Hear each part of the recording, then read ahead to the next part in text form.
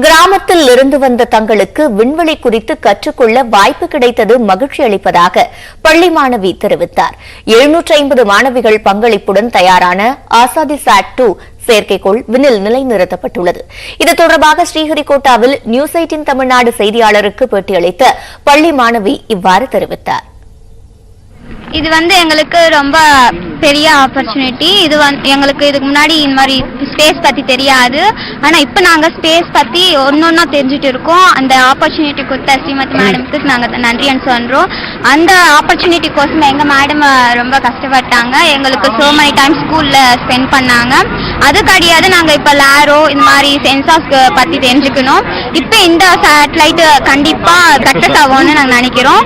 இதுக்கு முன்னாடி ஃபெயில் ஆனாலும் அதுல இருந்து நாங்க கொஞ்சம் நாலேஜ் எடுத்துக்கணும். இதுக்கு முன்னாடி வந்தப்ப நாங்க எப்படி இது அக்வைர் நாலேஜ் எப்படி எடுத்துக்கணும்னு பார்த்தோம். இந்த வாட்டி கண்டிப்பா இது சக்சஸ் ஆகும். இது நாங்க கிரேட்டா ஃபீல் பண்ணுவோம். நாங்க எங்க மேடம்ஸ்க்கு அந்த மேடம்ஸ்க்கு எல்லாருக்கும் கொடுப்போம். நாங்க வில்லேஜ்ல இருந்து வந்திருக்கோம். எங்களுக்கு இந்த ஆப்பர்ச்சுனிட்டி கொடுத்தாங்கன்னா அது ரொம்ப பெருசு. இதே மாதிரி எங்க மண்டலம் எங்க ஸ்டேட்ல இருந்து வரணும்னு நாங்க ஆசைப்படுறோம். எங்க சிஸ்டர்ஸ் இவங்க எல்லாம் வருஷம் வரணும்னு ஆசைப்படுறோம்.